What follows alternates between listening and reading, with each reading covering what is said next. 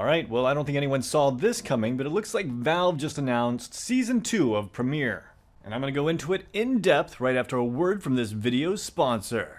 CSMarket.gg is the top value case opening platform and skin marketplace. At CSMarket.gg, they offer a platform for buying, selling, trading, and opening cases with in-game items, particularly skins for Counter-Strike 2. Their mission is to provide gamers with the best prices, a wide selection of virtual items, and a secure, user-friendly environment for trading and case opening. Whether you're looking for rare skins, the best deals, or the excitement of case openings, their marketplace aims to enhance your gaming experience with competitive offers. To deposit currency, just select your location and you will see several different ways. And don't forget to use the link in the description below for a 7% bonus. And don't forget the promo code TIME7. But remember, you need to be at least 18 years old to use csmarket.gg. Alright, so this is actually a pretty massive update. And not just because they made a public post about it, which they haven't done since the announcement of CS2.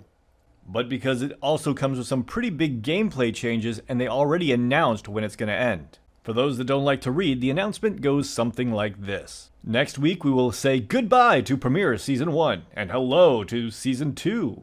To celebrate, every player who earned a CS rating during Season 1 will receive a commemorative Premiere Season 1 medal. Ooh, snazzy. Your medal includes detailed season statistics that you can view by clicking the medal on your inventory. Okay, that is actually pretty cool. Review your Season 1 highs and lows with graphs of your CSR and playtime, or view your map-specific stats and find areas of improvement for Season 2. As we transition to Season 2, there'll be one day of Premiere downtime during which your CS rating will be recalibrated for the next season based on your Season 1 performance. So this is supposed to happen sometime next week, and you'll know exactly when, because the day before, Premiere won't work. At the start of the new season, you will need to re-establish your CS rating by winning 10 matches, all over again. But we're not done yet. Season 2 comes with some changes.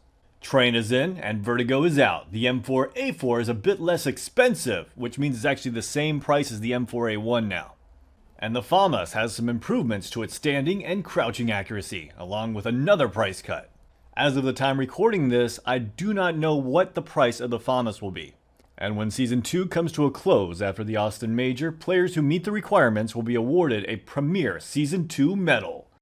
On another note, before the first season, in one of the early leaks, it said that each season would be about 6 months. Now this upcoming season, Season 2, looks like it will be 6 months. The color will correspond to your highest CS rating achieved during the season, and the bars will reflect your total wins, with 1 bar for every 25 up to 5 bars. So let's do some math here. That means 125 wins. To earn your Premiere Season 2 medal, you need an account in good standing, 25 Premiere match wins, and an active CSR at the end of the season. So clear out your calendar because Season 2 is about to begin. But what's going to be the point of playing Premiere if everyone's just going to cheat their way to the top again? Alright, so there are really 2 main parts to this. One is VAC 3.0 and the other one's Overwatch. Alright, so first let's talk about Overwatch because I'm going to need to talk about that to get around to VAC 3 here to show you why it's going to be such a significant update. Now as you guys know, Overwatch has been around for a while. It was back around during CSGO and even before the AI anti-cheat. But then CS2 came out and they got rid of it. But then they re-implemented it, but only gave it to a few select individuals that nobody knows. But then, why didn't it ever come out to anybody else? Well, here's the reason. In the last couple of years of CSGO, they started using an AI anti-cheat, but they wanted to train it up, so they decided to use Overwatch cases to do so. That way, the AI could learn from how humans are reporting these cases to learn what to look for. Well, once cheaters heard about this, they came up with an idea. They found a way to mass spam Overwatch cases so that the AI couldn't get proper readings. But in CS2, Valve didn't want this to happen again because it really set back the anti-cheat they were working on. So they most likely will not release Overwatch to everybody in the future. But from an anti-cheat perspective, this isn't necessarily a bad thing because it's getting more reliable information. Which brings us to VAC 3.0. VAC 3.0 is an entire system with multiple components working together. First, there's the most simple basic version, which works like a virus scan. It needs to continuously be updated to detect cheats. That's where you get VAC waves from. Then you got the report system. These reports send out Overwatch cases to those that are allowed to Overwatch. But as of the latest update, these might also be able to trigger VACnet to come look at the player you're interested in. It'll be triggered on server side and on your PC side. The bad news is you'll know if this has been triggered on you because your computer's going to stutter for a second. Now, if the AI feels like you're cheating but can't quite tell for sure, you might get a short-term ban, like a day-long ban.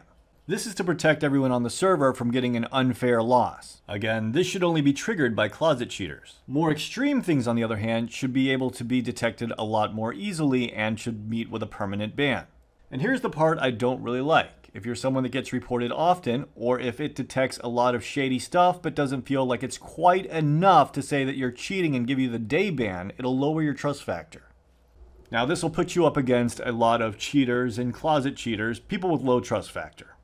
And if you continue to do well against these types of people, it will keep your trust factor low. But if you don't do well for 2 weeks against these kind of people, it'll push your trust factor right back up.